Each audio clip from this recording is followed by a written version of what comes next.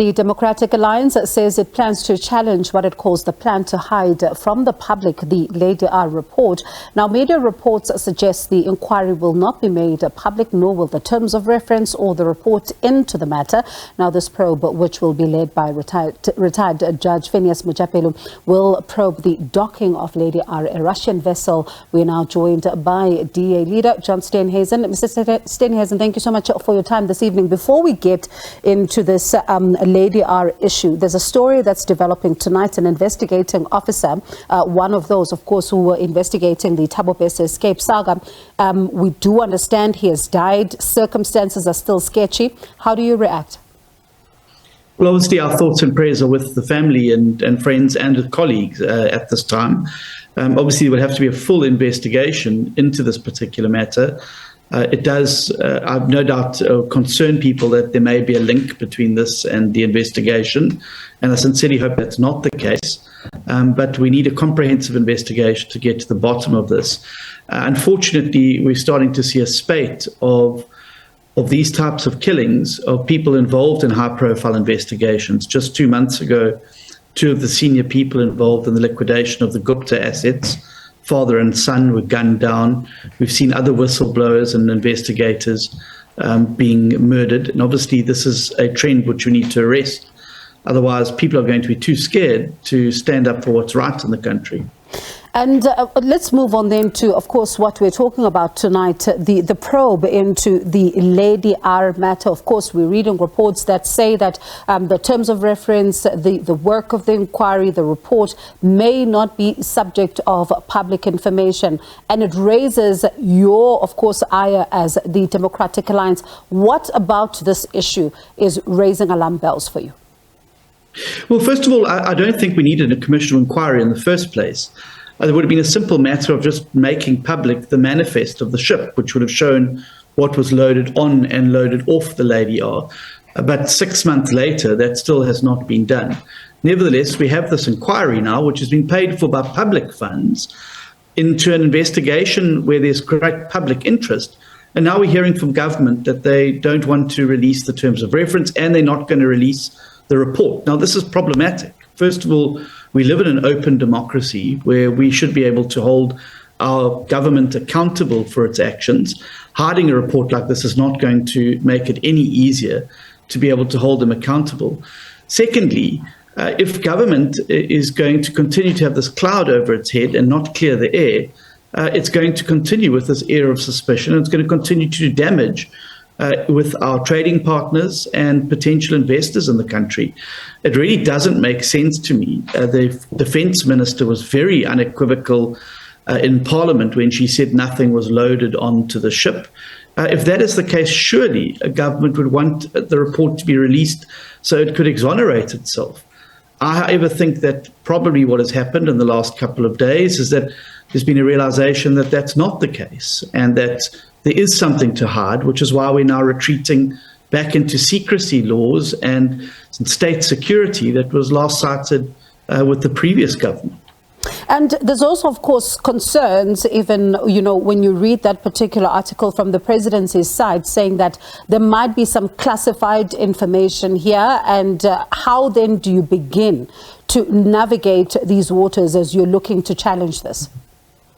Well, I think that you need to balance the right to secrecy over public interest. And given the fact that we're now 6 months after the event, I don't understand how any information that would come out now can damage South Africa's national security. And I think it's a smokescreen that's being used to justify the cover-up here. I find it inconceivable that 6.5 months later, the president, as the commander-in-chief of the Defence Force, still does not know what was loaded or not loaded off there. I find it entirely improbable.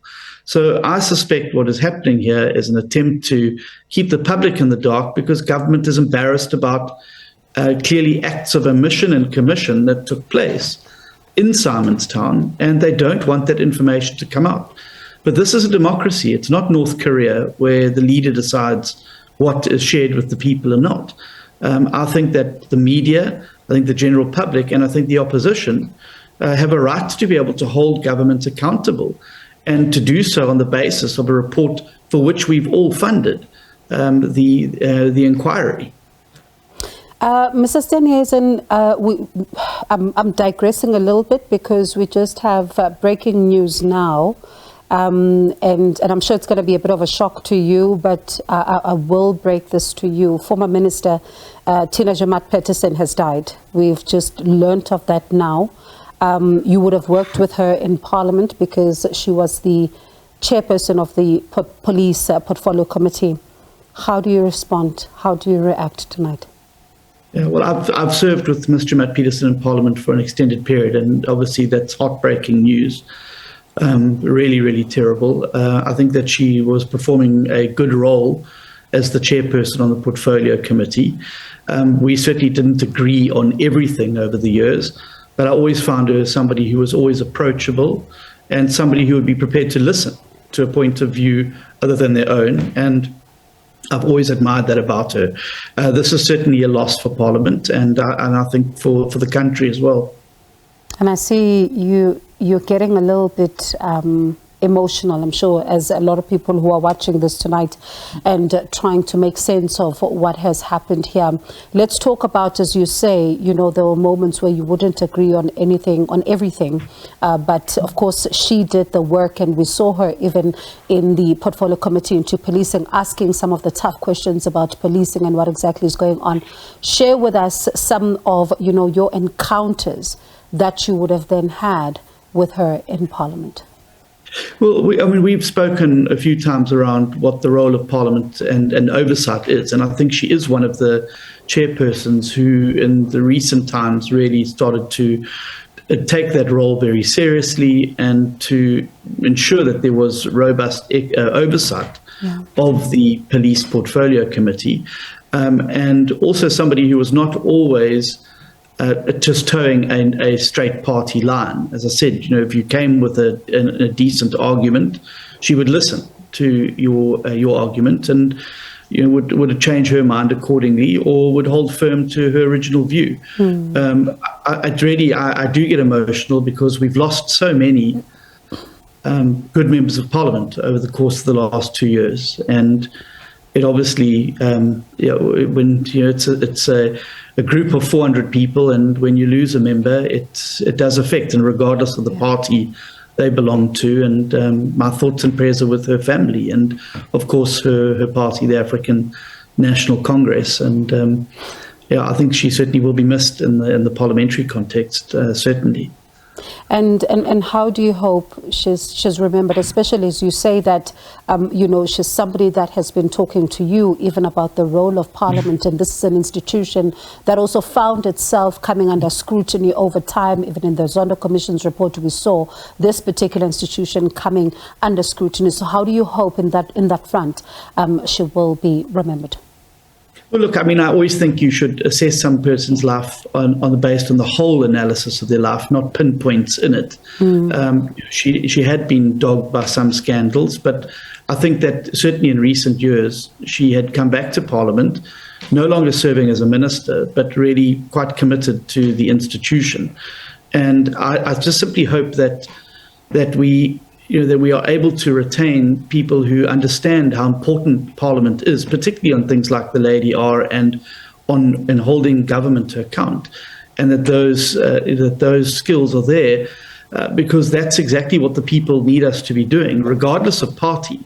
We should all, whether we're in the ANC, the EFF, the IFP, or the DA, should be there performing that oversight role to hold the executive accountable.